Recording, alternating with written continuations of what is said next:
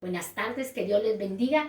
Damos gracias a Dios por estar nuevamente en sus hogares a través del canal de YouTube para así poder emitir el mensaje de salvación. Y hoy vamos a estudiar del libro de Segunda de Timoteo, capítulo 2, versículo 20 al 21. El apóstol Pablo enviaba este mensaje al siervo de Dios Timoteo, del cual nos enseña la palabra, y la vamos a leer en el nombre del Padre, del Hijo y en la comunión del Espíritu Santo. Pero en una casa grande no solamente hay utensilios de oro y plata, sino también de madera y de barro, y unos son para usos honrosos y otros para usos viles. Así que si alguno se limpia de estas cosas, será instrumento de honra, santificado, útil al Señor y dispuesto para toda obra. Vemos nosotros en 2 de Timoteo capítulo 2, verso 20 al 21, la expresión y la preocupación del apóstol Pablo aconsejándolo a Timoteo. La experiencia que Pablo había atravesado la transmitía a Timoteo. Timoteo le decía: mira, Timoteo, en una casa grande, la casa grande representa la viña del Señor, representa el cuerpo de Cristo. Nosotros estamos injertados en el cuerpo de Cristo. Dice: no solamente, Timoteo, hay utensilios de oro y de plata, sino también de madera y de barro. ¿Qué le quería decir? No solamente vas a encontrar instrumentos de oro, no solamente vas a encontrar hombres y mujeres dispuestos para servir en la viña. Te lo estoy advirtiendo, Timoteo, en este libro, del cual dice la palabra, y otros unos van a ser para usos honrosos y otros van a ser para usos deshonrosos. Unos dicen usos viles. Dice en otra versión: y si alguno se limpia de estas cosas, será instrumento de honra, santificado, útil al Señor y dispuesto para toda buena obra. ¿Cuál es el propósito de Dios? Usar la vida del ser humano. ¿Cuál es el propósito de Dios? Que el ser humano, que es barro, él, que es el alfarero, nos pueda moldear conforme a su deseo para ser útiles, instrumentos valiosos. ¿Para qué? Para toda buena obra, ya sea en lo eclesiástico, ya sea en la sociedad. Ahora, vamos a estudiar las clases y tipos de vasos que se veían en el Medio Oriente y están registrados en la Biblia. Lo vamos a ver a la luz de la palabra. Vamos a estudiar, son 7 vasos: vasos de honra, vasos de misericordia, vasos viles, vasos escogidos, vasos limpios, vasos quebrantados y vasos de deshonra. El apóstol Pablo estaba hablando, como lo dije anterior, de la viña del Señor. Y hoy Dios te va a hablar a tu vida, porque Dios va a ordenar todos tus pensamientos para que así, a través de la palabra, se rompa toda expectativa y todo desánimo en tu vida. Entonces, nosotros vamos a estudiar el vaso de honra. ¿Qué quiere decir el vaso de honra? En el Medio Oriente, allá en Jerusalén, en la tierra de nuestro Señor Jesucristo, se acostumbraba que en cada hogar, fuera de cada hogar, habían vasijas de barro llenas de agua fresca. Diariamente cambiaban el agua. Cuando un caminante y un extranjero pasaba por ese lugar, tenía la opción de servirse agua y beberlo. Sabemos que esas tierras son muy cálidas, muy calurosas, y beberla. El agua era gratuita. Si nosotros podemos estudiar el libro de Juan capítulo 7, verso 37, estamos en los vasos de honra. Dice: en el último gran día de la fiesta, Jesús se pone en pie y expresa estas palabras: alza la voz, y si alguno tiene sed, dice: venga a mí y beba. Y el que cree en mí, de su interior correrán ríos de agua viva. El propósito del vaso de honra que está representado en las costumbres del Medio Oriente, ese propósito es que Jesús está dispuesto en el camino, en el hogar, al extranjero, al familiar, darle de beber la palabra para que de su interior corran ríos de agua viva. Ese es el propósito del Señor. Cuando hicieron la gran fiesta que se registra en el libro de Juan capítulo 3, verso 37, le hicieron la gran fiesta en el templo. Dice que todo dejaron sucio, todo estaba sucio. Entonces habían los vasos de honra, estaban puestos también en el templo llenos de agua y los levitas vertían el agua para limpiar el templo de la gran fiesta que habían ensuciado, que el agua llegaba hasta los tobillos de las personas. ¿Cómo es? Si limpiaban el templo con agua pura para quitar la suciedad, mayor es la palabra de Dios que nos va a limpiar. Y la palabra nos va a llenar del poder del Espíritu Santo. Entonces, vemos ahora los vasos de misericordia. ¿Quiénes eran los vasos de misericordia? Son los mismos vasos de honra. Son los mismos vasos de honra que ahora ya no estaban los cántaros, las vasijas puestas en las entradas de las casas. Ya las personas llevaban esos cántaros y los llevaban al camino, en la entrada y la salida de los pueblos del Medio Oriente.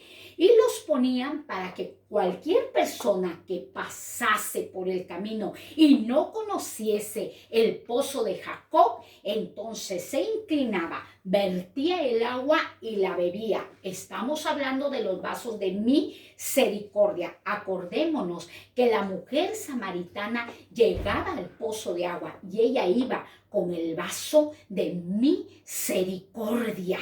Una mujer que Dios había tenido tanta misericordia de ella, que aún teniendo el sexto marido y que no le pertenecía, Dios vino a su vida con la misericordia para presentarle no el agua del pozo, sino el agua que es su palabra. Ahora, los vasos de misericordia representan a las personas que no viven en lo secreto, sino viven en público, porque sus cántaros son puestos en el pueblo, que toda persona ajena pasaba y lo bebía. Personas que no están en público, personas que son usadas por Dios en el ministerio y muchas veces por ser tan usados por Dios son criticados, sufren dolencia, son murmurados, son juzgados, pero aún así esos vasos tienen que seguir transmitiendo la misericordia que está registrada en la palabra de Dios.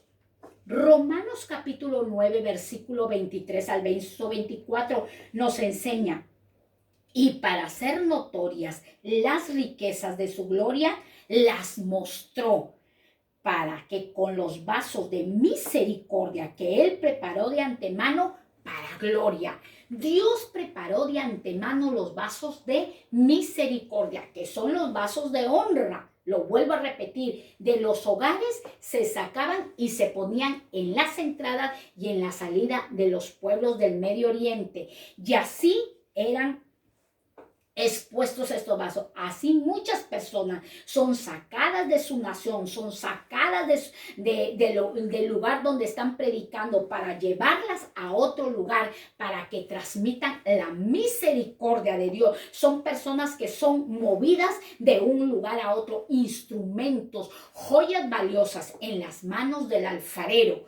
Ahora podemos ver los vasos escogidos, interesantes de los vasos escogidos. Es muy interesante y lo enseña el libro de Hechos, que es muy conocido, capítulo 9, verso 15. ¿De quién estamos hablando? De Saulo de Tarso, del cual su nombre fue cambiado a Pablo, el cual el Señor le dijo a Ananías: ve a buscar a Saulo de Tarso. Y Ananías dijo: no, ese es un asolador, ese mata, asesina a los hijos de Dios. Ve, Ananías, porque instrumento escogido me es Saulo de Tarso para que lleve mi nombre a reyes, a gentiles y a los hijos de Israel.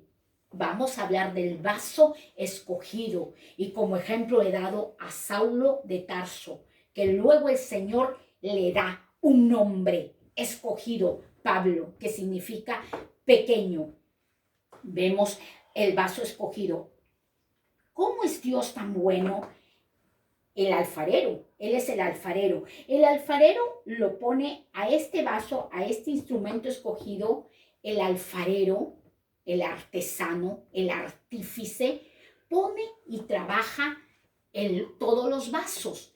Todos los vasos van al horno, pero el alfarero cuando saca los vasos sale un vaso diferente al color de otros vasos, un color rojizo. Y el alfarero empieza a mirar ese vaso y dice, este vaso es diferente al vaso de honra, es diferente al vaso de misericordia. Entonces lo agarra el alfarero, el artífice, y lo separa y lo pone en un lugar oscuro y ahí lo deja, porque todos los vasos que hace el alfarero salen a la venta y todo lo que Dios hace con nosotros es para que seamos instrumentos y bendición para otras vidas. El alfarero, el artífice, pone el vaso escogido en un lado oscuro.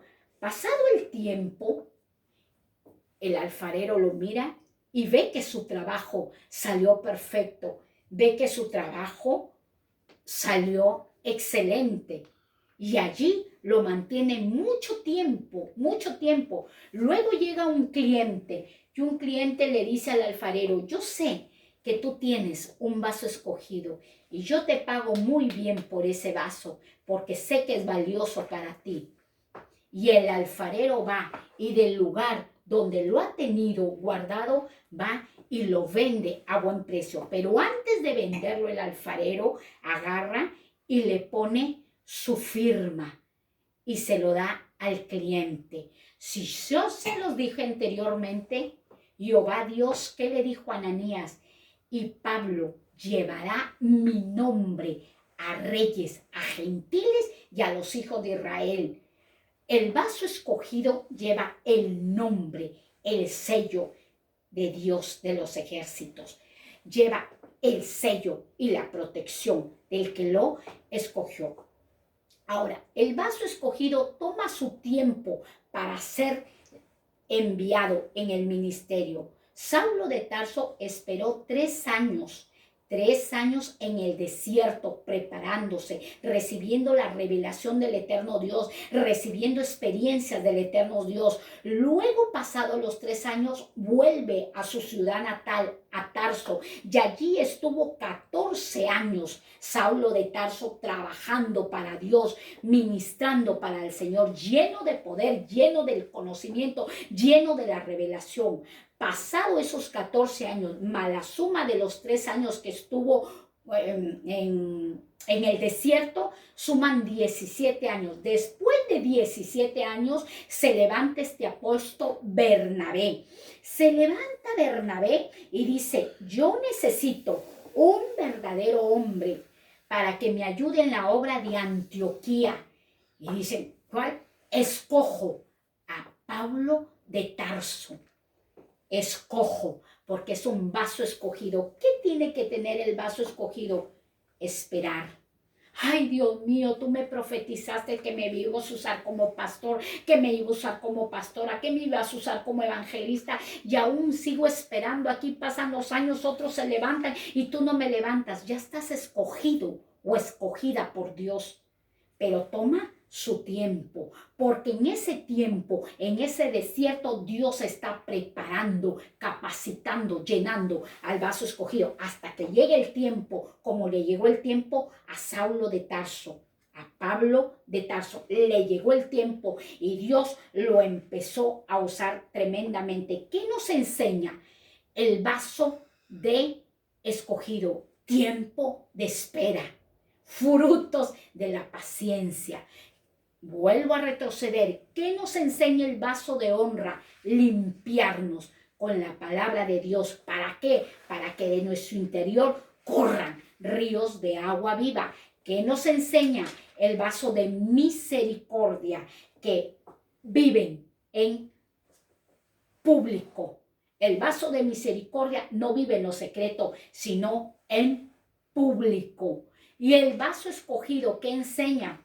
Tiempo de espera, donde los frutos del Espíritu Santo van a empezarse a manifestar. Ahora nosotros podemos ver los vasos limpios. ¿Quiénes son los vasos limpios?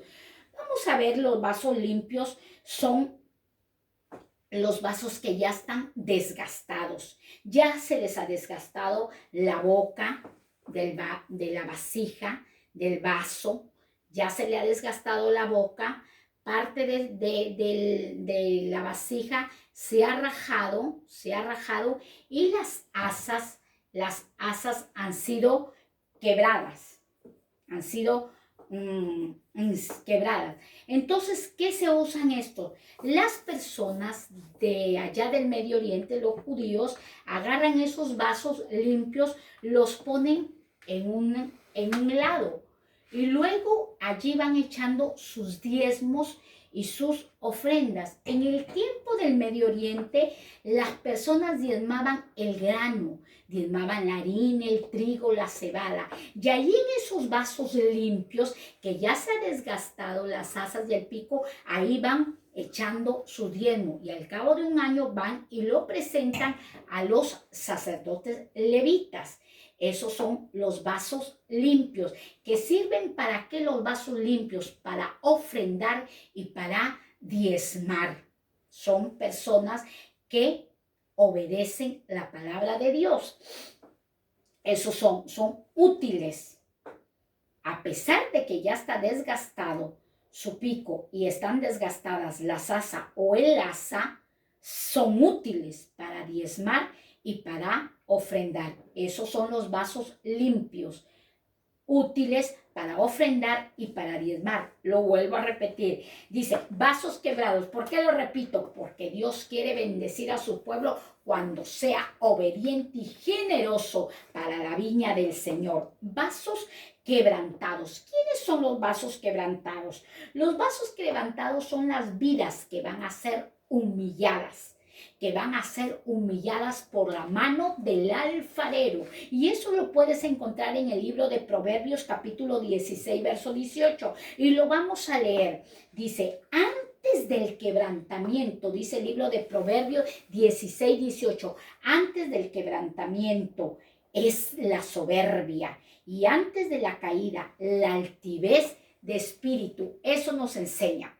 Los vasos quebrantados. ¿Qué va a hacer el alfarero con los vasos quebrantados? Los va a humillar. Son el tipo de barro, el tipo de persona que durante años ha estado predicando la palabra, ministrando, trabajando, haciendo campañas evangelísticas, haciendo cruzadas evangelísticas. Todo el tiempo ha estado dando para el Señor, pero llega el tiempo que se quebrantaron, se cansaron por el proceso, por la prueba, por el desierto. Todo tiene su tiempo. Por eso dice que estos vasos son quebrantados por la mano del alfarero. Son muchas personas que también son usadas grandemente y les crece el ego. Ya se creen mejor que Dios. Por eso Dios permite quebrantarlos. Entonces, ¿qué se va a usar con estos vasos quebrantados? Es muy doloroso el brazo quebrantado. El alfarero va a usar el cepillo para quitar todas las impurezas, el cepillo y la lija. Va a empezar a cepillar, a lijar para poder volver a restaurar el vaso quebrantado, porque en el vaso quebrantado se va a usar la restauración, pero para ser restaurado el vaso quebrantado, el alfarero va a tener que vertir todo lo que hay en el vaso quebrantado. ¿Qué puede haber en el vaso quebrantado? Soberbia. ¿Qué puede haber en el vaso quebrantado? Arrogancia. ¿Qué puede haber en el vaso quebrantado? Recuerdos del pasado, traumas, etc. Entonces el alfarero se encarga de vertir todo lo del vaso quebrantado. Usa el cepillo, usa la lija. ¿Para qué? Para empezar a tomar. Por eso nosotros vemos en Jeremías 18 que Dios que Dios se pone y se representa como el alfarero. Y el alfarero estaba haciendo la vasija, pero la vasija se le echó a perder en las manos del alfarero. Nosotros somos las vasijas, somos los barros, somos los vasos de barro y el Señor Dios Todopoderoso es el alfarero. Entonces luego que se está trabajando con el cepillo que se está haciendo, el alfarero empieza a hacer una mezcla de barro con agua. Pero el alfarero deja allí la mezcla de barro con agua y se va al pueblo a buscar unos bichos que se llaman las sanguijuelas. Las sanguijuelas están pegadas en los corderos, en las ovejas, y los saca. Y vuelve el alfarero a la casa. Por eso Dios le dijo a Jeremías, ve a la casa del alfarero, porque ahí yo te voy a enseñar los vasos de honra, los vasos de misericordia, los vasos limpios, los vasos quebrantados. Y vuelve el alfarero a la casa donde trabaja y empieza a aplastar todas las sanguijuelas hasta que le salga la sangre. La sangre de la sanguijuela, que es un bicho, lo mezcla con el barro y el agua, porque la sangre coagula y agarra el alfarero esa mezcla de barro, de agua y de sangre, empieza a reparar la boca de la vasija, empieza a reparar las rajaduras, las heridas de los creyentes, empieza a reparar. Luego que hace esa reparación el alfarero, todo ese trabajo que se toma, agarra y coge la vasija de barro, la toma en sus manos, siempre muy cuidadosamente el alfarero, porque ese es su trabajo y de ese negocio va a vivir y va a ganar mucho dinero. Mas Jehová a nosotros nos levanta como obreros aprobados. ¿Para qué? Para que nosotros ganemos almas para su reino. Y va y pone la vasija quebrantada al horno, para que la vasija quebrantada vuelva a ser restaurada, renovada por la mano del eterno Dios. ¡Qué dolor para el vaso quebrantado otra vez volver a pasar en el proceso de la prueba! Y muchas personas dicen, no, yo ya pasé esa prueba, yo ya no la vuelvo a pasar, ya la pasé. Dios permite muchas cosas para salir como el oro. Dios las permite. Y el vaso que una vez entró al fuego y vuelve nuevamente a entrar al fuego, luego es sacado del fuego y se ve la preciosa trabajo de nuestro Dios, el alfarero. Cuando nosotros nos humillamos en las manos del Señor, Él nos va a restaurar, Él nos va a renovar. Por eso el apóstol Pablo dijo, humillaos bajo la mano poderosa de Dios. El libro de Isaías nos enseña, en el libro 43 nos enseña, aunque pases por las aguas, dice el Señor, no te ahogarás. Y aunque pases por el fuego, no te quemarás. El fuego de la prueba no te quemará, pero ¿qué nos ayudará a nosotros levantarnos como vasos quebrados? El fuego del Espíritu Santo nos ayudará a levantarnos. El vaso quebrantado representa la humillación. Tenemos que ser humillados para ser restaurados y renovados por la mano del alfarero. Ahora vamos al vaso de deshonra y viles. ¿Cuál es el vaso de deshonra y viles? Estos vasos de deshonra y viles eran las vasijas que un día fueron usadas para ser vertidas y darle de agua a los caminantes, a los extranjeros o al que pasase por el camino.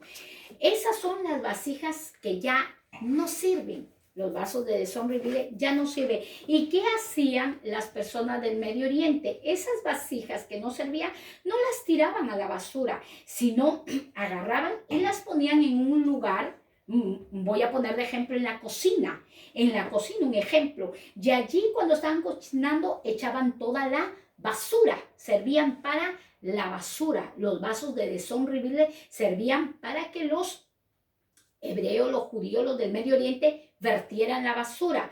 Pero nosotros sabemos que en un lugar nosotros no queremos tener mal olor. Y las personas todos los días iban y la basura la vertían y dejaban el basurero, que era la vasija, la dejaban limpia para así continuar echando la basura. Eso nos enseña el libro de Eclesiastés, capítulo 10, versículo 3. Dice la palabra de Dios: las moscas muertas hacen heder y dar mal olor al perfume del perfumista. Así una pequeña locura al que es estimado como sabio y honorable. ¿Qué nos enseña? El vaso de deshonra y el vaso vil era como un basurero.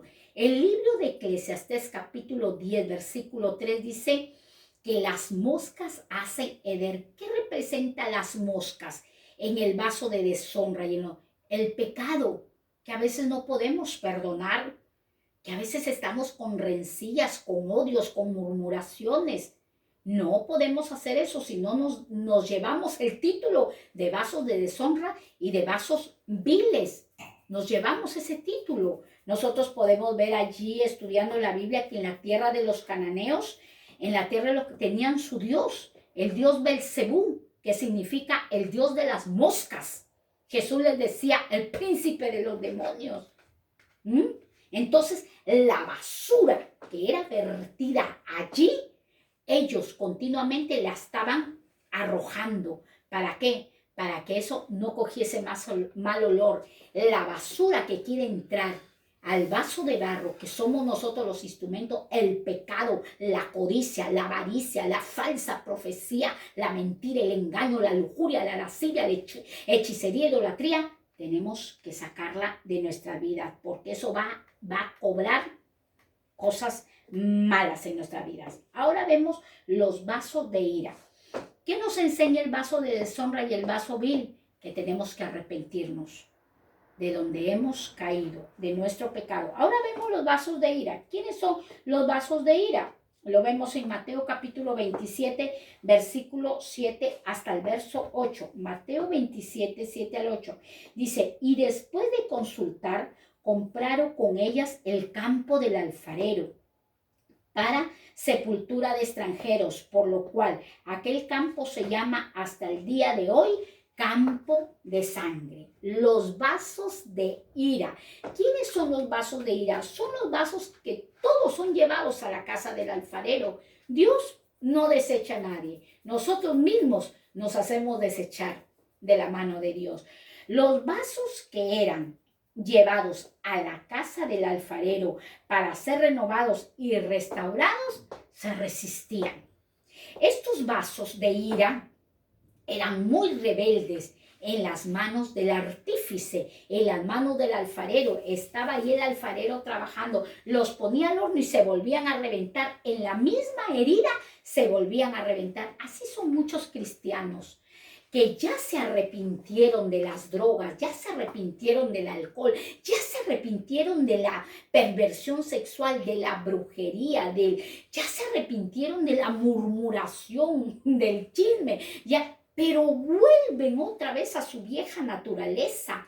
No se dejan ser moldeados por la mano del alfarero, por la mano del oír del Todopoderoso. No se dejan ministrar. Y ese Dios le da el título a los vasos de ira. Como lo leí anteriormente, los vasos de ira está en el libro de Mateo 27, del verso 7 al verso 8. ¿De quién estamos hablando? De Judas Iscariote. ¿Quién fue Judas Iscariote? Un vaso de ira. Fue un vaso de ira. El libro de Mateo nos enseña que este hombre malvado y perverso, Judas, se ahorcó él en un árbol. Pero también el libro de Hechos nos enseña que este hombre malo y perverso, Judas, un traidor, Hechos 1, 18, 19, lo puedes leer en casita, dice: y cayendo de cabeza se reventó por mitad y todas sus entrañas se derramaron y fue notorio a los habitantes de Jerusalén. Miren la muerte de este hombre. Dicen que este hombre se ahorcó en un árbol, pero a medida que se iba hinchando se reventó y cayó. Este hombre cayó y sus entrañas se derramaron y fue notorio. ¿Qué eran los vasos de ira? Cuando el vaso de ira ya no se dejaba moldear por el alfarero, el artífice, ¿qué hacía con los vasos de ira? Se iba a una colina, a un monte, cogía el vaso de ira, que es el vaso de barro, y lo arrojaba a ese monte, lo arrojaba. Y ese vaso de ira de la altura caía y se reventaba y se hacía pedazos. Todos los leprosos que pasaban por ese valle, que pasaban por ese valle, cogían los pedazos de la vasija reventada del vaso de ira y se rascaban de su picor, se rascaban y se hacían heridas con las tejas de los vasos de ira. Para eso servían los vasos de ira, para ser útiles para los leprosos, y para eso sirvió Judas. Judas Iscariote, como lo leí anteriormente, su muerte se halla en Mateo, se halla en Lucas y lo define en el libro de Hechos capítulo 1 versículo 18.